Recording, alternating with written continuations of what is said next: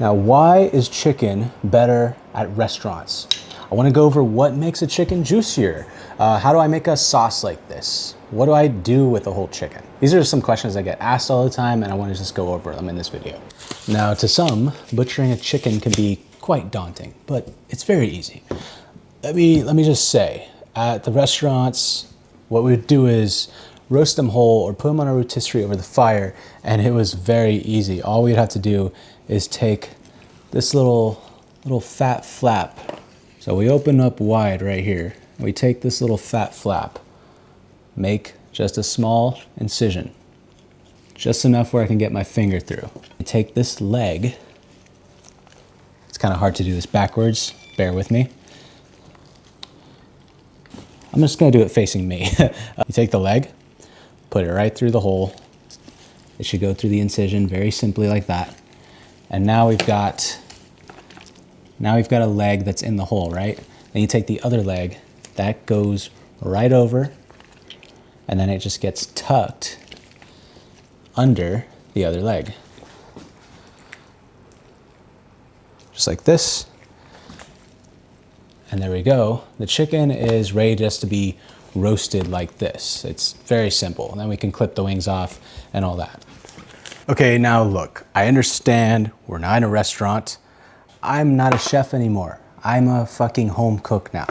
So I understand that you don't have the room to put a whole bird in your fridge. I mean, I know I don't. I mean, I'd have to make the room. So I'm gonna show you the same process, but with a broken down bird.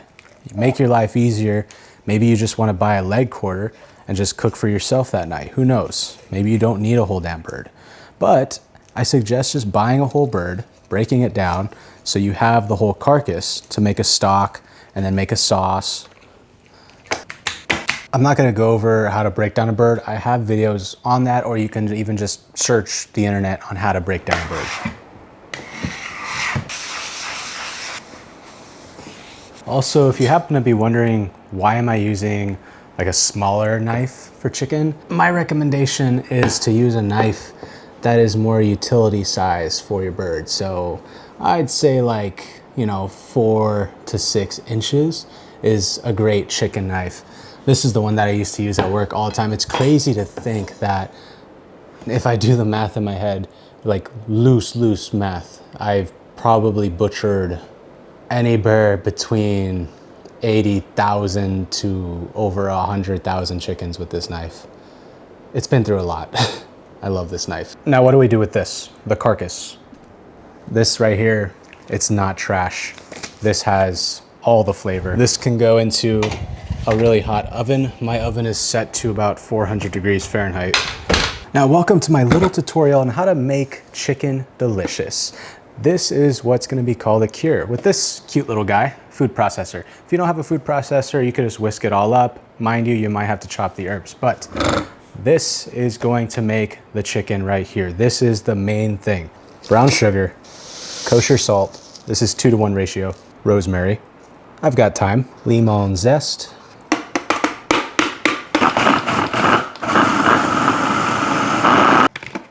Now that is a super bright and herby cure that's gonna go on my bird.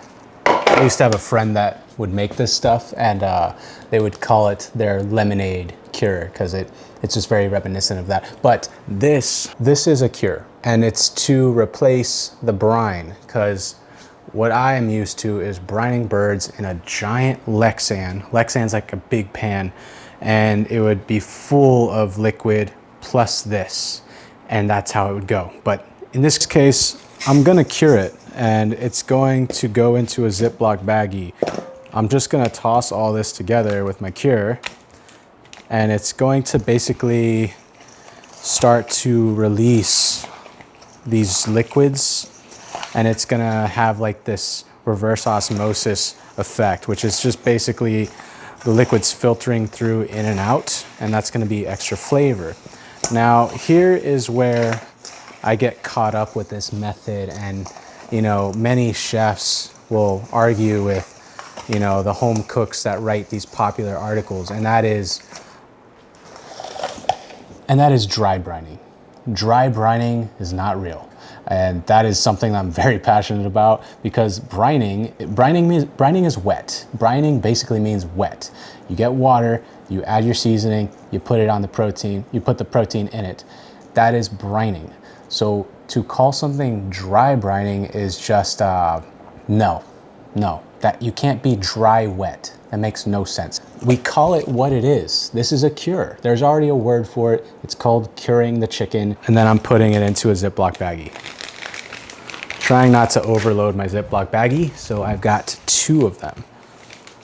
Now here's a question you probably never asked yourself. How do I get all the air out of a Ziploc bag properly? How do I properly vacuum seal this if I don't have a vacuum sealer at home? This is something I've used many times, even at work. Trust me, this is a really great method for you to use. Water is in this container, that's it. The bag is still open. I'm slowly dropping the birds into the water. And as you can see, the water is pushing all of that air out. And once I'm all the way to the top, just a quick little zip. And check this out. It's like it's vacuum sealed from the store. There's no air in that. And now I'm gonna get a proper cure on this bird. I don't have to have a tub in my fridge. This is great. I have space now. This is gonna save you space. It's also gonna save you money. This can now safely go into my fridge without the mess. And it's not gonna take up any space. Just put it in wherever you want. Sorry, it makes that noise whenever it's open so long. You're probably wondering what this is. This is chicken stock. We're gonna get to this at some point. I should probably pull you out of the fridge. Also, did I mention I have all this cure left? I could save it, do whatever I want with it. Now, why is stock always better at a restaurant? Why are sauces always better at a restaurant? There's always a constant flow of stock. And yes, I know there's a lot of debate on whether to call it stock or bone broth, whatever you call it. Anyways, the carcass, I roasted it hard, got some color, put it in the pot. But here's the thing. This might sound a little counterintuitive to you, but it makes sense to me. So in a restaurant, there's always a constant stock of stock, pun intended. So what will happen is old stock will usually get put into new stock. If the old stock is already getting old, instead of throwing it out, toss it into the new stock and refortify it with that, adding more depth and flavor. So here's a little trick or tip I have for you. Use bouillon in your stock, or use, some bone broth in your stock, store-bought. Put that in there in addition to your bones and your water. I know it might sound counterintuitive, but if you have this chicken carcass, make the most out of it. Make a really good stock that has more depth and more flavor. So now, when I bring this up to level with water, I'm gonna create something that's gonna be more volume, and it's also gonna last me longer. It's gonna have more depth. Thyme, onion, H2O. Stock is all about using what you got left over in your fridge in addition to things that you might want, like pepper or whatever. This is the time to clean out your fridge. Use what you got. You got some bell peppers, you got some apples, you got onions, toss it in the stock, make a good stock, and that's just it. That's stock is basically how restaurants keep that flow going. I'm gonna let this go all night, and I wanna show you how to make the most beautiful sauce with this. Okay, it's the next day. This is what it looks like. It's very simple, just to go to bed and leave your stock on, as you can see, and it's reduced by half. Now I've turned these carcasses into something more. From this, I can strain them out with a little spider. This is called a spider, by the way. I remember doing this every single night. At the end of our shift, it was just giant fucking stock pots that we'd have to strain. You might be asking also, why didn't I just crank it and get it done the day of and put it on all night? That's because if I cook it too fast, I'm not gonna get the most out of it. Cooking it lower and slower is gonna give me more volume, more collagen extraction, and it's gonna gel up when it cools. Also, this right here is called a fine mesh sieve. Get yourself one of these. Now, if you see a little closely, we could see this fat layer sort of like floating on the top. I want to take this off, but not yet, because it's just not really possible. It's gonna be too liquidy. We gotta wait for it to cool and gelatinize before I can skim off that fat. Also, the fat will protect our stock and it'll make it stay better longer. So just a heads up, if you were to leave that fat layer on top of your stock in the fridge, it's gonna make it last longer. Now here is the difference between these two stocks. One when you take your time and one when you sort of rush it. This one, I didn't roast the bones as hard. This one I roasted the bones harder. I also added that bone broth. As you can tell, look at the color comparison. Darker, lighter. I always say darker equals more flavor pretty much for everything. Do you remember that fat layer that I mentioned earlier? So if you wait for it to fully chill, you can just remove this layer with ease. So I've got a little skimmer here. You can use a spoon, you can use a ladle, you can use whatever to get the fat off. And the reason for getting the fat off is to make a nicer sauce, because then this would all float to the top of your sauce and it would pretty much look like a broken sauce. And this fat, you don't have to throw it away. You can save this fat and you can make a gravy. You can make a roux with this fat, which then makes what you call a schmaltz gravy. So this is like a cup of fat just from this stock right here. I can keep adding to it if I keep making stocks.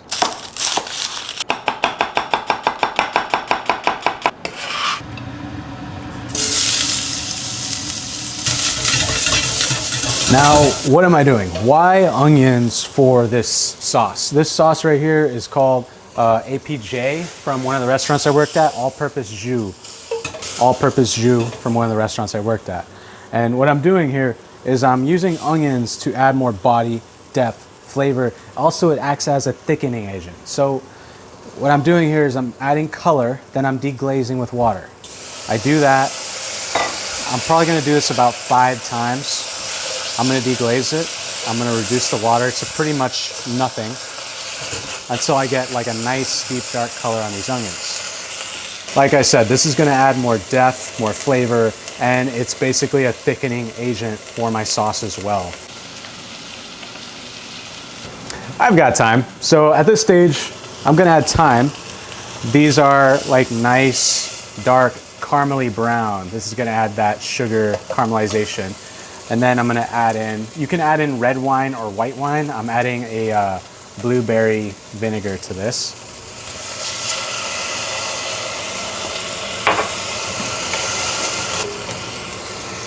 And then this needs to come down to what's called au sec, which just means dry, I think. I don't know French that well, but it means dry. So I'm bringing it down to nothing.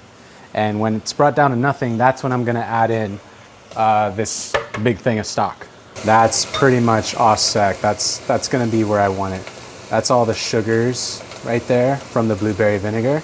That's gonna help us with our sauce, add some more body to our sauce. But this is what I want right here.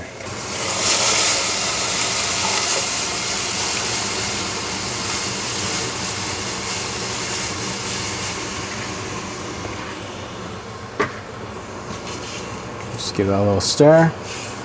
And then I'm gonna bring it up and then drop it down to a simmer.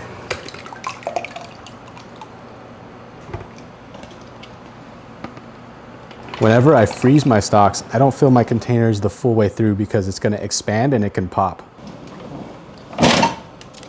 I definitely recommend freezing your stocks and saving them. Stock up on your stock. Get the most out of that chicken that you bought at the store. This is from a $7 chicken. Now I have stock in the freezer. I've got a sauce going. I got more stock in the fridge. It makes a lot. Now, why do I cure the chicken? How do we make the chicken more juicy? That's what you want to know, right? How is it that the chickens are more juicy at most restaurants? Look at this.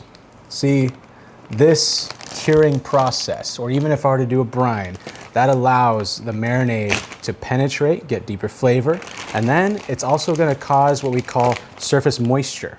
And that surface moisture is what's gonna keep the bird from drying out when it's cooking. So that's why it's gonna be juicier than your average bird that's usually cooked at home. Another thing is called osmosis. When water filters out through the protein, denatures the protein, breaks it down a bit so it can relax the muscle in the bird. Now, what do you choose? Do you choose the dark meat or the white meat? Which one's better? In my opinion, I prefer dark meat. Now, what kind of fat can you use? I've got a whole thing of duck fat, or I could use an avocado oil, olive oil with a high smoke point, but I have the chicken fat that I skimmed off of the stock. So I'm gonna use the chicken fat for this, because why not? Chicken fat. Keep it in the family, right?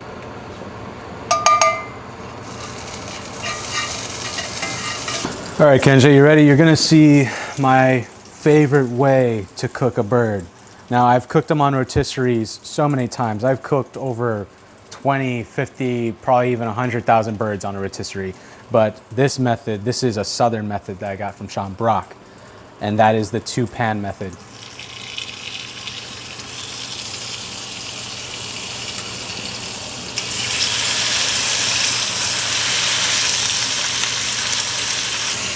All right, check it out right here. Look at this. Heat is on high. I'm gonna drop it down to medium. And now I've got my second pan.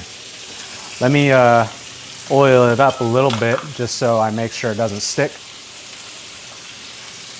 This pan, it's going right on top. That goes directly on there. And I'm just gonna let it sear for around a minute or so. I feel the bubbles escaping, just sort of like when you're searing a fish. And now, watch out. This is a 400-degree oven. It goes in there. Cook it off until 165 internal temp. So now what type of pan you should use? I just use a cast iron skillet, but you can also use a stainless steel pan. These work just as well. I'm gonna do the same method for the thigh leg quarter, same way. Gonna do that, gonna do another stainless steel heavy pan. This is pretty heavy, feel this. That's, oh yeah. Yeah, it's pretty heavy. So like that heaviness is gonna weigh the bird down. It's gonna give it a nice crispy skin. This is 45 minutes later on medium heat. It's basically down to nothing, and check out the color change. It's beautiful. 2 chinois or sieves, then our liquid gold. My prep cook that I worked with, Pressy, he was the master at making this stuff. He had these giant stock pots that we'd have to empty them out, and then that's what we'd make the stock with, and we'd make our APJ with, which stood for all-purpose jus, because we'd also put on steak, we'd put on chicken, put on a lot of things. And I remember Pressy, he said like this stuff, it costs like $200 for a quart, because in reality it kind of does, because of all the work and all the chicken that goes into it. This is really a labor intensive thing. Like a lot of hours are going into this sauce. And look, check this out. This is what the onions look like after the whole strain. That's basically what we're left with. And now, the beautiful sauce. That's like motor oil consistency right there. That's stunning. So this on a steak, this on a piece of chicken. This was made with the $7 chicken carcass, roasted off, turned into stock, and then we just made a sauce with it. Beautiful APJ. This should live in your fridge. I fucking love this stuff. Here we are, 45 minutes later. Straight out of the oven. We got a beautiful crispy skin on that. I didn't